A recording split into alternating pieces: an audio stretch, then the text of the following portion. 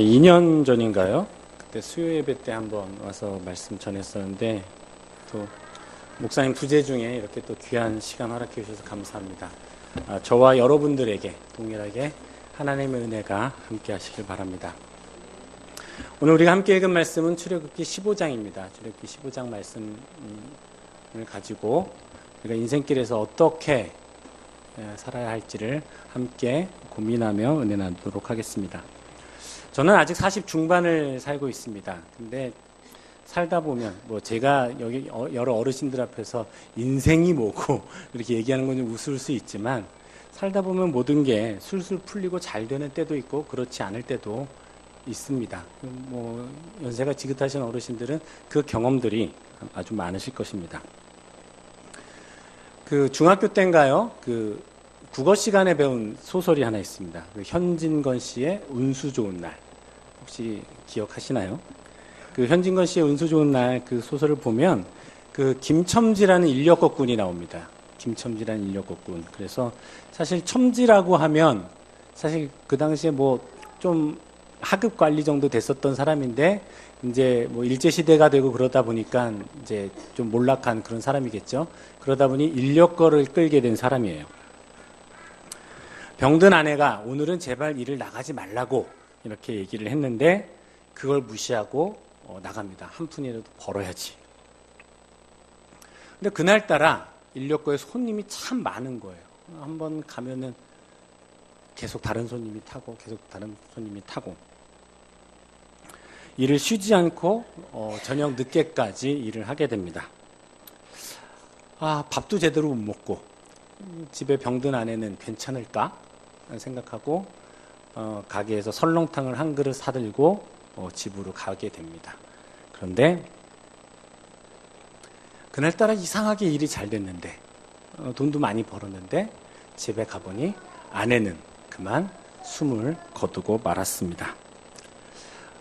호사다마라는 그런 사자성어를 잘 아실 것입니다. 좋은 일도 있고 어려운 일도 있고 항상 좋은 일만 있을 수 없는 것이 우리네 인생입니다. 여기 계신 우리 여러 어르신들도 인생길에서 여러 가지 삶의 경험들을 하셨을 거라고 생각합니다. 근데 한번 이렇게 한번 돌아보세요. 항상 좋은 일만 있던가요? 아니었죠. 그렇다고 항상 어둡고 슬픈 일만 있었습니까? 아니에요. 좋은 일 또는 안 좋은 일, 어려웠던 일, 괴로웠던 일, 기뻤던 일, 슬펐던 일.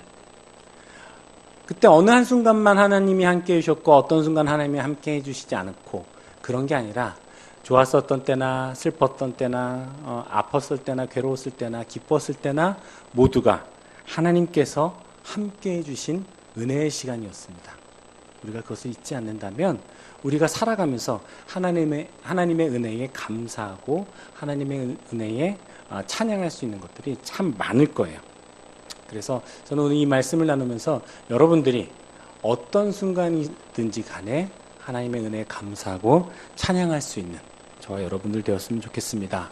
오늘 본문은 출애굽기 15장입니다. 출애굽기 15장은 이스라엘 역사 가운데 출애굽하는 역사 가운데 중요한 장면이에요. 왜 중요하냐면은 1장부터 14장까지는 모세의 탄생에서부터 모세의 성장 그리고 애굽에서의 모세의 삶 그것들이 나타나고 14장에서 홍해를 건너게 됩니다. 홍해를 건너게 되고 그리고 바로 15장 우리가 함께 읽은 본문 말씀 바로 앞에 1절부터 20절까지가 홍해를 건너게 하신 하나님을 찬양하고 그 은혜에 찬양하고 춤추고 그 구원을 기뻐했던 장면이 바로 우리가 읽은 본문 앞에까지입니다. 모세가 이스라엘 민족이었지만 그 아들을 다 죽게 하는 바람에 갈대상자에 담겨서 나일강에 이렇게 떠내려가게 되고 거기서 건짐을 받아 바로의 공주의 아들이 되고 그가 모세의 이집트의 왕자로 성장했던 것들 다 아실 거예요. 그러다가 떨겨나온 불꽃 가운데서 하나님을 만나고 민족의 사명, 민족의 구원을 위한 사명을 받고 그리고 바로왕 앞에 나아가서 이스라엘 백성을 이끌어가는 그런 지도자로서 세움을 받고 결국에는 그 일이 쉽게 풀리지 않으니까 하나님께서 10가지 재앙을 통해서 애굽을 나올 수 있게 하셨던 그 역사가 1장부터 14장까지의 이야기입니다. 하나님의 인도하심으로 홍해를 건너고 그 홍해를 건넜던 그 은혜를 찬양하고 감사했던 그 모습이 우리가 읽은 본문 말씀 바로 앞에 부분인데, 그런데 우리가 읽은 본문 말씀을 시작을 읽어보면 사정이 좀 다른 것 같습니다. 우리 22절부터 24절까지 함께 한번 다 같이 읽어보겠습니다. 시작. 모세가 홍해에서 이스라엘을 인도하매 그들이 나와서 수르 광야로 들어가서 거기서 사흘길을 걸었으나 물을 얻지 못하고 마라에 이르렀더니 그곳 물이 써서 마시지 못하겠으므로 그 이름을 마라라 하였더라. 백성이 모세에게 원망하여 이르되 우리가 무엇을 마실까 하매. 자, 며칠을 걸었어요? 3일 길을 걸었으나 물을 얻지 못하고. 사람이 살아가면서 물이 참 중요합니다. 그렇죠? 밥은 못 먹고 버틸 수 있어도 물을 못 먹고는 못 버텨요. 제가 3일 금식을 여러 번 해봤는데 물이라도 안 먹었으면 정말 못했을 거예요. 물을 먹으면 그래도 좀 나아요. 비가 많이 온다고 해서 그 물을 다 먹을 수 있는 건 아니에요. 바닷가에 물이 많지만 그 물을 먹을 수는 없어요. 그만큼 물은 소중합니다. 자, 이스라엘 백성이 애굽의 압제에서 벗어나서 홍해를 건너서 3일 길을 걸었지만 마실 물이 없었어요. 하나님의 은혜를 찬양하고 감사하며 구원의 기쁨의 축제를 벌였지만 3일 길을 걸어 나오자마자 마실 물이 없으니까 어떻게 돼요? 모세를 원망하게 됩니다. 하나님을 원망하게 됩니다. 이 원망이란 단어를 주석사전에서 찾아보니까 히브리어로 룬이라고 합니다. 룬. 이 뜻을 보면 고집이 세다, 중얼거리다, 밤새워 머물다. 그래서 이 말뜻을 우리 입장에서 해석을 해보면 이 사람들이 물이 없으니까 밤새도록 중얼거리면서 불평한 거예요. 저희 집에는 이제 4살짜리 꼬마와 7살짜리 꼬마가 있습니다. 제가 결혼도 늦고 애도 늦어가지고 그렇게 됐어요. 근데 이 친구들이 한번 쪼르기를 시작하면 대책이 없어요. 뭐 해줘, 사줘, 뭐 먹어. 그 뒤에 꼭 붙는 게 있어요. 지금! 여러분들 기도하실 때 그러잖아요. 뭐 하나님 이것도 주시고 저것도 주시고 저것도 주시는데 뭐라고 기도해요? 지금 속히 주옵소서. 이게 사람의 습성인 것 같아요. 자, 이스라엘 백성이 하나님의 그 큰 구원의 은혜를 누렸음에도 홍해를 건너오는 그 영광스러운 그 장면을 경험했음에도 불구하고 3일밖에 지나지 않았는데 왜 물이 없는 거야? 모세 당신 뭐 하는 거야? 하나님은 왜 이러시는 거야? 계속 불평하는 거예요. 3일 전까지만 해도 감격에 겨웠던 사람들이 미리암이 춤추며 내가 주를 찬양하리 높고 영화로우신 주 말과 적군을 죽이셨도다. 그게 이제 15장의 1절에 있는 1절부터 21절에 있는 그 찬송시의 내용인데, 그랬던 사람들이 3일 만에 변했어요. 변해버렸어요. 불평했어요. 뭐 때문에? 물 때문에. 자, 하나님이 이스라엘 백성을 광야로 인도하신 이유가 무엇이죠? 하나님이 이스라엘 백성을 광야로 인도해내신 이유? 하나님께 참 예배를 드리게 하기 위해서. 자, 하나님께서 왜 이스라엘 백성에게 참 예배를 요구하셨나요? 출애굽기를 계속 읽어보시고 창세기부터 출애굽기를 읽어보시면 그 이유를 알 수 있어요. 뭐냐 하면은 이스라엘 백성이 언제 애굽 땅으로 내려갔어요? 주일학교 때 잘 배워야 돼요. 이래서 요셉 때에 내려갔어요. 요셉이 뭐 할 때? 국무총리를 할 때. 요셉이 왜 국무총리를 했어요? 형들이 그를 팔아먹었어요. 왜요? 요셉이 꿈 얘기를 하고 막 그런 잘난 척을 하니까 아버지가 색동옷을 입히고 잘 이렇게 해주니까 팔아먹어 버렸어요. 팔아먹어 버렸는데 요셉이 그냥 죽은 사람이 아니라 애굽에까지 가서 그 지혜로 말미암아서 애굽의 국무총리가 되는 그런 영광을 누렸어요. 국무총리가 되었을 때 이제 앞으로 7년의 큰 흉년이 있을 것이라는 것을 하나님으로 받고 그 흉년 대비를 했어요. 그 흉년을 애굽만 맞았겠어요? 아니요. 그 유대 땅 거기까지 다 흉년을 경험했을 때 형들이 먹을 게 없으니까 애굽에 가서 우리 먹을 것 좀 주세요 이러는데 보니까 그게 요셉인 거예요. 그러니까 요셉이 형님들 이리 오십시오. 다 우리가 다 여기서 먹고 다 같이 잘 삽시다. 그렇게 주저앉은 게 애굽 땅이에요. 그게 몇 년이냐 하면 430년이에요. 우리 장로님 기억하시겠지만 이 일본의 식민지가 우리가 몇 년이었어요? 35년 6개월이었어요. 그 일제시대 때 머리를 깎게 하고 이름을 바꾸게 하고 그랬더니 아직까지도 공무원들이나 우리 나라의 여러 구석구석에 일본 말들, 일본의 잔재들이 얼마나 많습니까? 근데 이스라엘 백성이 430년을 그렇게 살았는데 애굽의 문화에 그냥 가만히 있었겠어요? 이스라엘 민족은 유목민족이에요. 유목문화예요. 그들은 떠돌이 인생입니다. 양을 치고 다니면서 떠돌아가는 사람들입니다. 물을 찾고 풀밭을 찾고. 근데 그와는 반대로 애굽은, 이집트는 농사를 짓는 농경사회였어요. 비옥한 나일강의 삼각주, 우리 지리 시간에 배웠을 거예요. 나일강에, 그 아주 기름진 땅에. 그래서 농사를 짓고 그랬던 사람들이에요. 그래서 애굽 사람들은요, 농사를 잘 짓기 위해서 농사를 잘 짓게 하는 태양신을 섬겨요. 그 태양신의 아들이 누구예요? 파라오. 그게 바로예요. 그리고 나일강을 다스리는 그 물의 신을 섬겨요. 다산의 상징, 바알신을 섬겨요. 그런데요, 이스라엘 백성은 광야에서 떠돌이 생활을 하기 때문에, 가축을 몰고 다니는 생활을 하기 때문에 자기를 지켜줄 단 한 사람의 하나의 신, 유일신 여호와 하나님을 섬기는 거예요. 그러니까 유목민족의 신과 유목민족의 하나님과 농경사회의 하나님은 다른 거예요. 그런데 그들이 농경사회에 가서 430년을 살았으니 하나님을 제대로 예배했겠어요? 그 신앙이 온갖 잡탕으로 섞여버린 거예요. 그렇게 되니까 하나님이 도저히 그 꼴을 못 보시는 거예요. 야, 이스라엘 민족 너희들은 이제 나와라. 애굽에서 나와라. 광야에서 나에게 참 예배를 드려라. 그렇게 해서 이스라엘 백성을 이끌어내시는 거예요. 근데 그 과정이 쉬웠나요? 쉽지 않았어요. 피, 개구리, 악질, 독종, 파리, 우박, 여러 가지 재앙, 그 10가지 재앙으로 말미암아서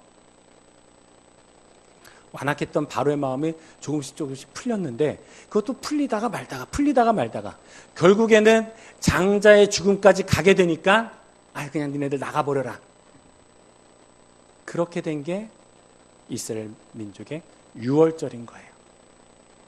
근데 그렇게 나가버리라고 해서도 그냥 내보냈나요? 아니에요. 그 이스라엘 백성 뒤를 쫓으면서 철병거를 보내면서 홍해 앞에 다다랐을 때 모세가 기도함으로 그 바다가 열렸고, 그 이스라엘 백성이 지나가면서 뒤에 그 철병거들은 다 물에 빠지고, 그런 어마어마한 역사를 통해서 이스라엘 백성이 출애굽을 하게 된 겁니다.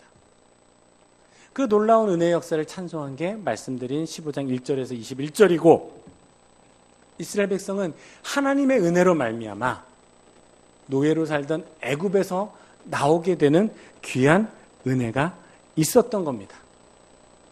그런데 나오자마자 3일 만에 어떤 일이 벌어져요? 먹을 물이 없는 거예요.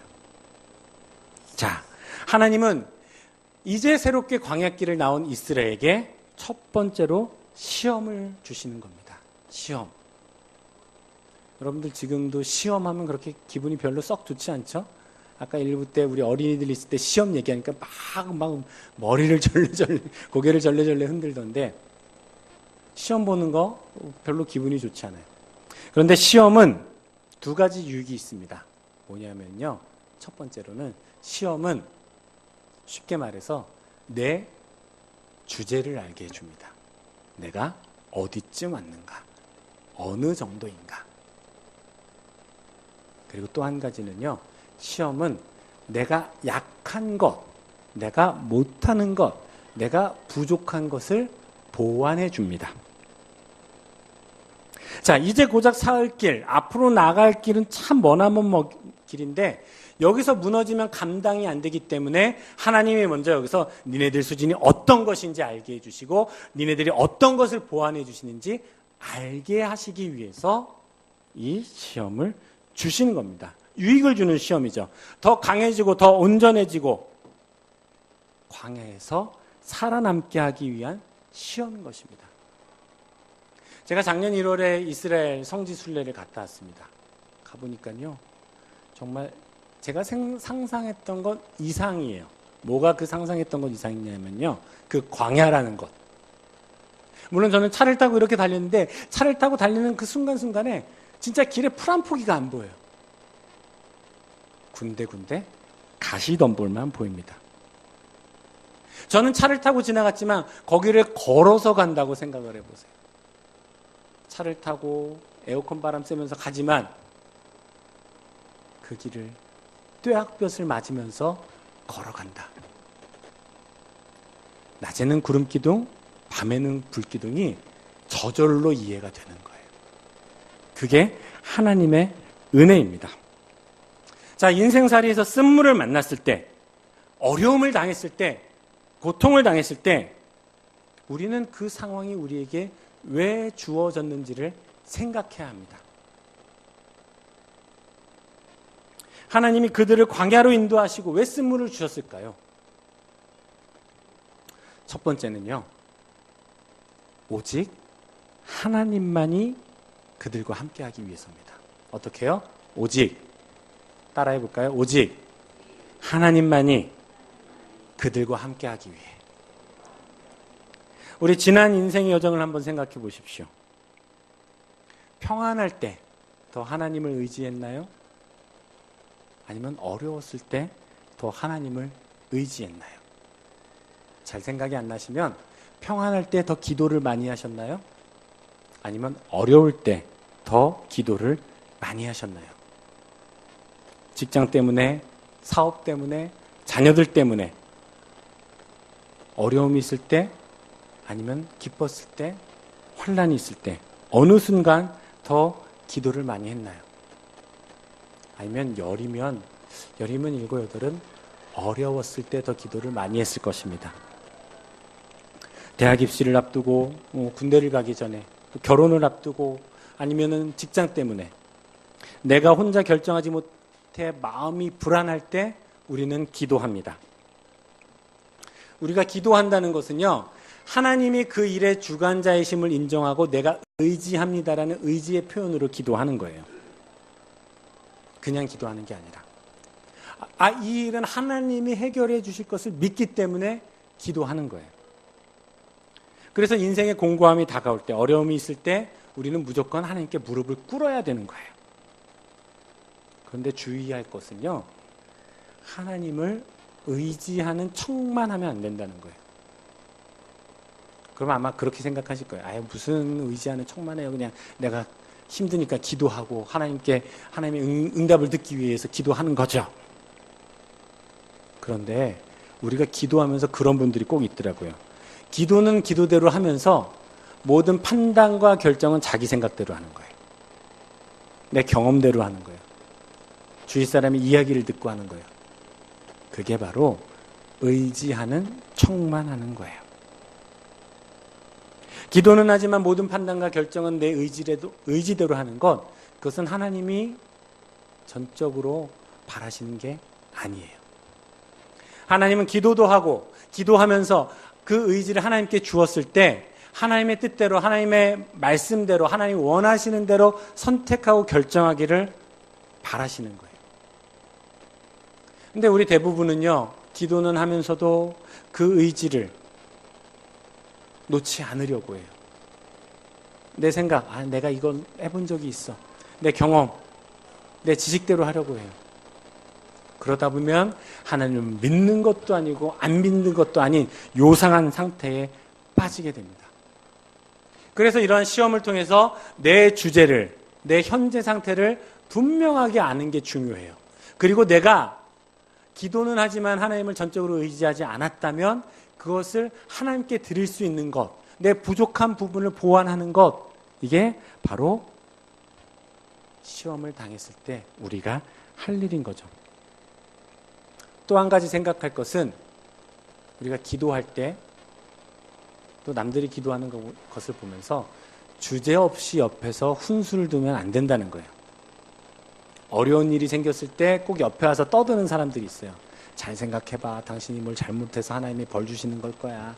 아니야, 잘 생각해봐. 당신이 헌금 생활이 뭐 이상해서 그런 거. 잘 생각해봐. 당신이. 여러분들 욥을 아실 거예요. 욥은 하나님이 시험하시는 건데 그 옆에 친구들이 계속 와서 욥에게 네가 잘 생각해봐. 네가 뭐가 있을 거야. 하나님의 말씀이 아닌 자기의 경험과 생각으로 이야기하는 것, 그것은 잘못된 겁니다. 하나님을 의지하는 것이 아닙니다. 그래서 예수님은요, 우리들에게, 제자들에게 어떻게 하나님을 의지하고 하나님께 기도해야 되는지 주기도문으로 가르쳐 주셨어요. 특별히 일용할 양식을 구하는 기도, 하루하루 날마다 어떻게 살아야 할 것인가, 오직 하나님만이 그들과 함께 하시기 위해 그것을 가르쳐 준 겁니다. 그래서요, 인생의 쓴물을 만났을 때, 어려움을 당했을 때 하나님만이 해결할 수 있습니다. 하나님이 도우셔야 합니다. 하나님이 열쇠입니다. 이러한 고백으로 하나님 앞에 무릎 꿇는 여러분들이 되길 바랍니다. 인생의 쓴물을 만나게 하시는 두 번째 이유는요, 저를 따라해 보실까요? 광야에서 세상을 의지하지 않기 위해. 우리 25절부터 우리 26절 같이 한번 읽어보겠습니다. 시작. 모세가 여호와께 부르짖었더니 여호와께서 그에게 한 나무를 가리키시니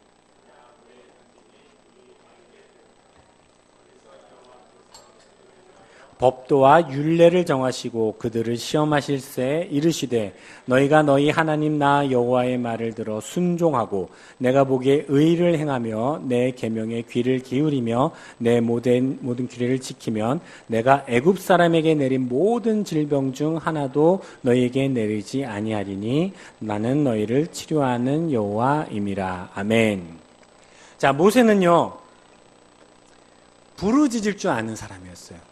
25절 시작해 보니까 뭐라고 얘기해요? 쓴물을 만났을 때 모세가 여호와께 부르짖었더니. 모세는 하나님을 의지할 줄 아는 사람이었습니다. 그 모세라는 그 이름의 뜻은 건짐을 받았다, 구원을 받았다는 뜻을 가지고 있거든요. 그는 죽을 수밖에 없는 운명이었지만 건짐을 받아서, 구원을 받아서 바로왕 딸의, 공주의 아들이 되었어요. 나일강가에 버려졌을 때 그는 건짐을 받았습니다. 애굽의 왕자로 살다가 떨기나무 가운데서 하나님을 만나서 이스라엘의 지도자로 세움받았습니다. 그때 저는 말도 잘 못하고요, 뭐도 못하고요 그랬을 때 하나님이 뭐라 그랬어요? 내가 아론을 붙여주마. 여호와께 부르짖었더니 여호와께서 그에게 방법을 허락하여 주셨어요. 바로를 만났을 때 완악한 바로의 마음이 돌아가지 않자 하나님 어떡할까요? 부르짖었더니 피, 개구리, 악질, 독종, 우박 이런 10가지 재앙을 하나님이 하나하나 방법으로 순간순간 인도해 주셨어요. 결국 그는 그의 인생이 하나님의 인도함인 것을 삶을 통해 경험했던 사람입니다. 그랬더니 그는 쓴물을 만나니까 어떻게 해요? 하나님을 의지하는 거예요. 하나님을 의지하는 거예요. 즉각적으로 부르짖는 거예요. 근데 이게 말이 쉽지 여간 어려운 것이 아닙니다. 목사인 저도 사실 어려운 일이 생겼을 때, 힘든 일이 생겼을 때 한숨 쉬는 경우가 한두 번이 아니었어요. 여러분들의 신앙생활을, 여러분들의 삶을 한번, 삶의 여정을 한번 돌아보세요. 어렵고 힘들었을 때 내가 바로 무릎을 꿇었었던가, 그렇지 못했었던가. 그래서 우리에게 신앙의 훈련이 필요한 겁니다. 날마다 말씀을 보고, 날마다 무릎을 꿇고 기도하고, 즉각적으로 반응할 수 있는 훈련. 군인들이 왜 훈련을 합니까? 언제 전쟁이 날지 모르게 훈련하는 거예요. 즉각적으로 반응하기 위해서. 운동선수가 왜 그 훈련을 합니까? 언제 그 시합 때가 되더라도 연습 때 그 충분한 연습을 통해서 그것을 감당하기 위해서. 세상을 의지하지 않고 사람의 방법을 의지하지 않고 하나님의 방법을 의지하기 위해서, 바로 하나님을 의지하기 위해서 무릎을 꿇고 부르짖었어요. 그랬더니 하나님께서는 그에게 해결 방법을 알려주십니다. 해결 방법이 뭐였어요? 나무를 던졌어요. 아니, 그런 방법이면 나도 하겠네. 혹시 이런 생각하고 계세요? 유치해 보이지만 하나님은 하나님의 방법을 사용하십니다. 나아만이 그 문둥병을 낫기 위해서 했던 방법이 뭐예요? 요단강에 몸을 담근 거예요. 아니, 자기네 나라에도 충분한 물, 좋은 약들 많았는데 그 낫지 않았었는데 선지자가 물에 몸을 담그라고 하니까 담갔더니 나은 거예요. 세상의 경험이나 지식이 아니라, 사람의 방법이나 지식이 아니라 하나님의 뜻, 하나님의 방법으로 그 어려운 문제가 해결되는 겁니다. 자, 하나님의 뜻대로 살고 하나님을 의지해라. 이것이 광야에서 너희가 살 길이다라고 하나님은 분명하게 이스라엘 백성에게 말씀해 주시는 거예요. 고작 사흘길에서 만난 쓴물을 통해 하나님은 분명하게 그 메시지를 던지시는 거예요. 너희들이 더 이상 세상을 의지하면 안 된다. 너희들이 더 이상 애굽의 그 풍요로운 것을 의지하면 안 된다. 바로 광야에서는 하나님의 방법, 하나님을 의지해라. 그렇게 하면 내가 너희를 보호하고 인도하시겠다고 약속해 주시는 겁니다. 26절에 이렇게 얘기하시죠. 너희가 너희 하나님 나 여호와의 말을 들어 순종하고 내가 보기에 의를 행하며 내 계명에 귀를 기울이며 내 모든 규례를 지키면 내가 애굽 사람에게 내린 모든 질병, 애굽 사람에게 내린 모든 질병이 뭐예요? 물이 피로 변하고 개구리가 막 날아다니고 우박이 떨어지고 짐승들에게 악질이 돌고 이런 모든 것들을 하나도 너희에게 내리지 아니하리니 나는 너희를 치료하는 여호와입니다. 사랑하는 우리 은혜의 숲 가족 여러분, 그동안 살아온 인생길에서 어렵고 힘이 들었을 때, 인생의 쓴물을 만났을 때 여러분들은 어떠한 모습으로 살았습니까? 바라기는 모세와 같이 오직 하나님만을 의지하는 믿음 갖기 바랍니다. 그 믿음을 가져야 세상을 이기고도 남음이 있을 줄 믿습니다. 마지막으로 인생의 쓴물을 만나게 하시는 것은, 저를 따라 해볼까요? 또 다른 하나님의 은혜를 주시기 위함입니다. 또 다른 하나님의 은혜. 하나님은 우리들을 그냥 내버려 두시지 않습니다. 마라의 쓴물을 달게 하셔서 마실 수 있게 해주신 것도 하나님의 은혜입니다. 그런데 하나님의 은혜는 거기서 한 걸음 더 나아갑니다. 쓴물을 변하여 마실 수 있게 해주신 것을 넘어서 더 좋은 것으로 베풀어 주십니다. 27절 말씀 같이 한번 볼까요? 27절 다 같이 읽겠습니다. 시작. 그들이 엘림에 이르니 거기에 물샘 12과 종려나무 70그루가 있는지라.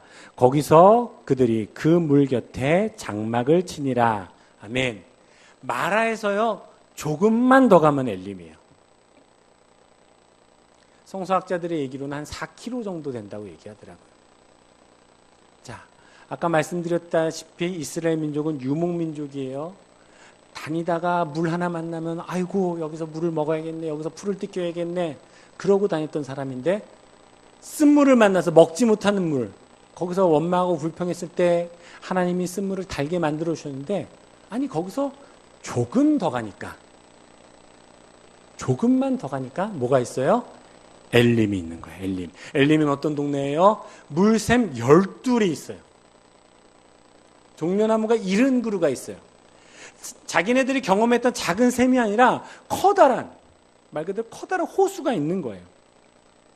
고난과 고통, 어려움에서 조금만 더 가면 더 풍성한 복, 더 풍성한 하나님의 은혜가 있습니다. 마라에서 엘림은 거리가 먼 곳이 아닙니다. 그런데 우리 인생은 마라를 만났을 때 주저앉습니다. 어려움을 당했을 때 아이고 하나님, 내게 왜 이런 어려움을 주십니까? 그러면서 어떻게 해요? 주저앉아요. 그러다 보니까 마라를 지나 엘림에 있는 그 큰 은혜를 보지 못하게 됩니다. 어떻게 보면 마라는, 고통은, 고난은 하나님의 감추어진 은혜를 누리기 위한 훈련의 과정입니다. 마라는 하나님이 훈련시키는 과정이에요. 그 뒤에 엘림이 기다리고 있어요. 그런데 우리들은 마라에서 이미 지치고 자빠지고 주저앉고 아무것도 하지 못합니다. 마라의 시험에서, 그 고난에서 하나님 나 못하겠어요. 이스라엘 백성들처럼 밤새워 불평하며 원망하면서 왜 나만 힘들게 하세요?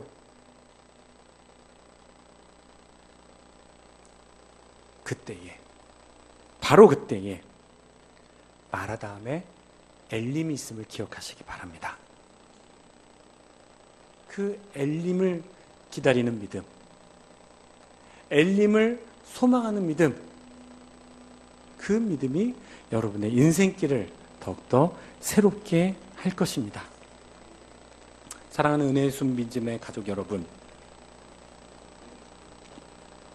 하나님이 광야에서 인생길에서 쓴물을 만나게 하시는 것은 그것을 통해 하나님을 인정하고 오직 하나님만 그들과 함께 하시기 위함이고, 또한 하나님을 의지함으로 더 좋은 것을 주실 것이라는 약속이고, 그 약속을 통해 가나안까지 이르는 그 영광을 하나님께서 누리기 원하시는 겁니다.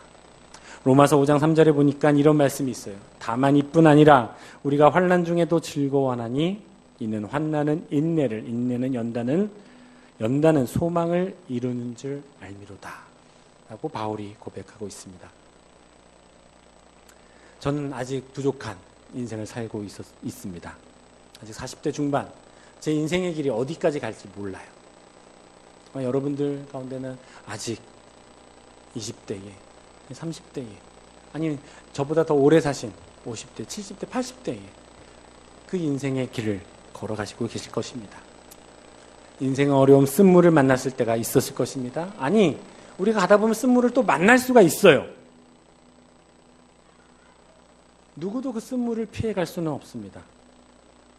바꿔 말하면 누구도 고난받지 않고 산 사람이 없는 거예요. 왜 나만 겪는 고난이라고 생각하지 마세요.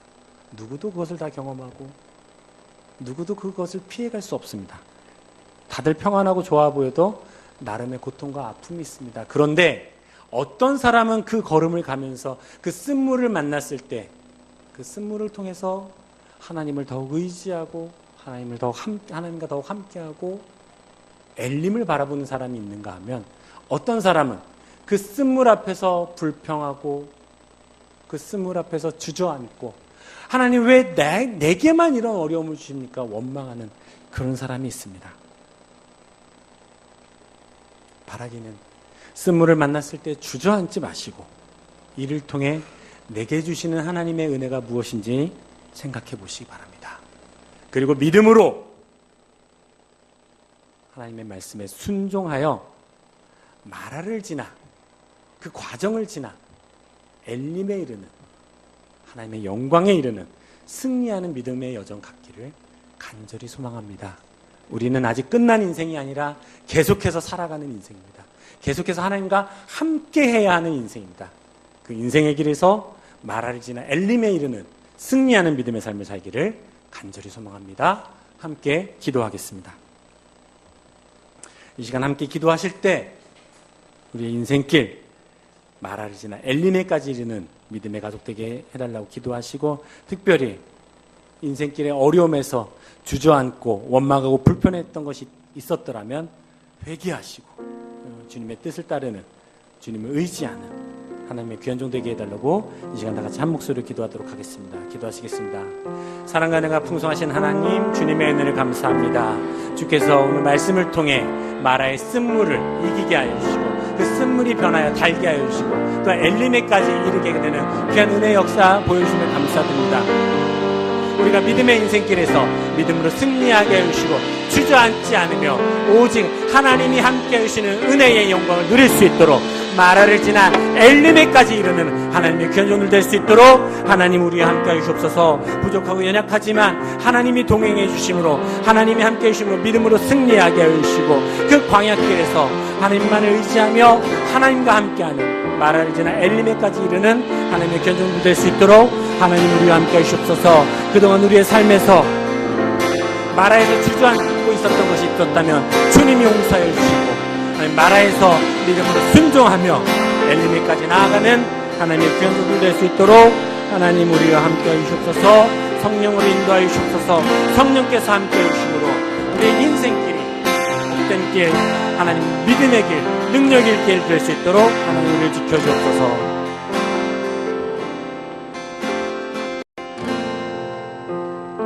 우리 시간 말씀 생각하면서 한번 찬양하기 원합니다. 여러분 인생의 쓴물을 만났을 때 그것 다음에 더 엄청난 것이 기다리고 있다고 합니다. 저는 이걸 생각해 보니까 고난도 선물이구나 생각이 드는데요. 뭔가 이렇게 선물 포장지를 뜯을 때 기대되지 않으십니까? 누가 나에게 뭘 줬을까? 이런 기대감에 포장지를 뜯는데 고난도 그런 것이 아닐까? 그 안에 뭐가 들었는지, 고난 이후에 뭐가 있을지 참 기대가 되는 것 같습니다. 그 당시에는 너무 힘들고 고통스럽지만 그 속에 담긴 그것이 정말 기대가 되는 게 인생인 것 같습니다. 우리 이 시간 말씀 생각하면서 함께 찬양할 때 이 고난, 우리에게 주어진 지금 이 고통과 힘듦이 다 주님의 은혜입니다. 고백하는 우리가 되었으면 좋겠습니다. 함께 찬양하겠습니다.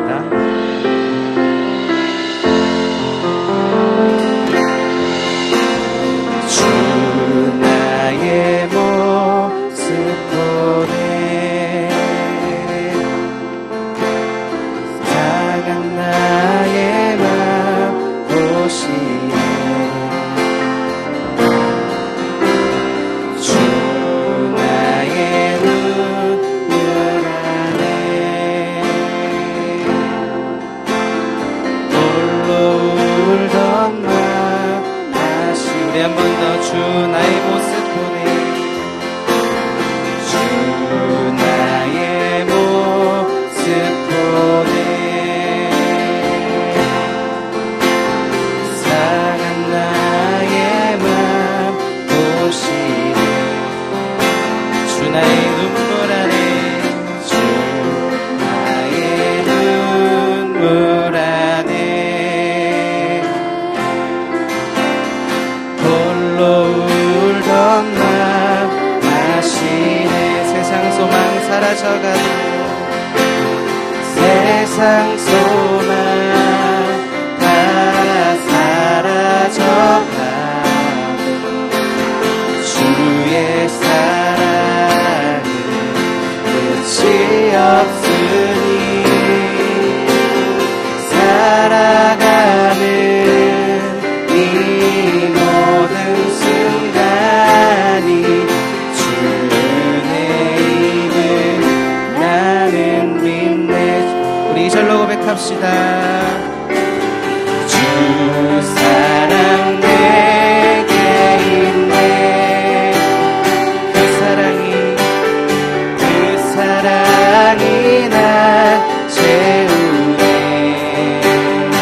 주내 내게 있네 주 은혜 내게 있네 그 은혜로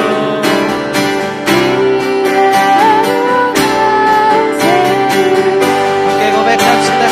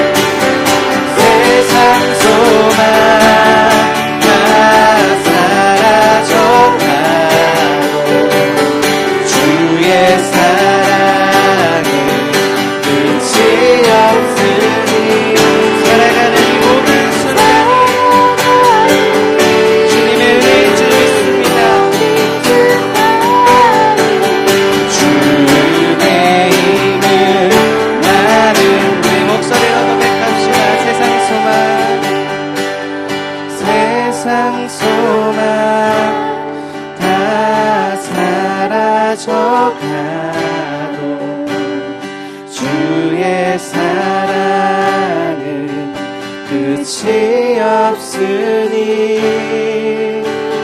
살아가는 이 모든 순간이 주 은혜임을 나는 믿네. 우리 이 시간 말씀 생각하면서 함께 기도했으면 좋겠습니다. 주님, 정말 나에게 찾아온 그 고난 때문에 우리가 멈춰서지 않게 하여 주십시오. 우리가 정말 하나님을 의지하고 그 고난 속에서도 하나님만 바라보고 나아갈 수 있게 하여 주십시오. 우리가 정말 그 하나님의 사랑을 붙잡고 하나님의 그 은혜 붙잡고 하나님의 인도하심을 믿으며 우리가 신뢰하며 나아갈 수 있게 하여 주시옵소서. 이 시간 함께 마음을 담아 주님 앞에 기도하며 나아가길 소망합니다. 기도하겠습니다. 아버지, 이 시간도 온전히 주님만을 의지하며 나아갑니다. 아버지, 주님을 불러주시옵소서. 아버지, 주님을 불러주시옵소서. 아버지, 온전히 주님을 믿으며 주님을 신뢰하며 나아가길 소망합니다. 아버지여, 주님 살아가는 그 모든 순간이 아버지 주님의 은혜인 줄 믿습니다. 아버지, 우리가 고난 때문에 멈춰서지 않게 하시고 현재 이 고통 때문에 멈춰서지 않게 하여 주시옵소서. 온전히 주님을 신뢰하며 나아갈 수 있게 하여 주시옵소서. 주님, 우리 삶을 붙드실 줄 믿습니다. 아버지, 우리 삶을 이끌어가실 줄 믿습니다. 아버지, 주님 당신의 그 사랑을 찬양합니다. 아버지, 끝없는 주님의 그 사랑을 경험하기 원합니다. 주여, 아버지, 주님 불러주시옵소서. 아버지, 불러주시옵소서. 주여, 아버지, 불러주시옵소서. 아버지, 주님 불러주시옵소서.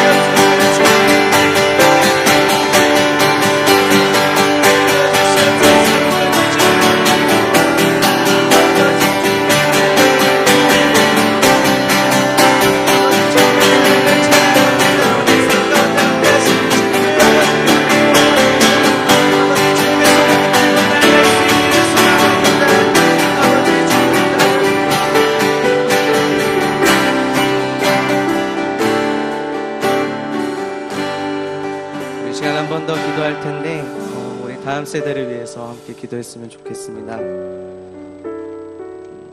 물론 저도 다음 세대지만 이 교회 다음 세대들이 주님을 삶을 살아갈 때 인생의 쓴물을 만난 그 순간 그들이 주님을 붙잡고 나아갈 수 있게 하여 주시옵소서. 그들의 삶 가운데 세상에 무너지는 것이 아니라 세상 가운데서 주는 그 고통을 이겨내고 온전히 주님을 붙들고 주님 손 꼭 붙들고 나아갈 수 있는 은혜의 숲교회의 다음 세대를 될 수 있게 해달라고 이 시간 다음 세대를 위해서 함께 기도했으면 좋겠습니다. 함께 기도하겠습니다. 주님,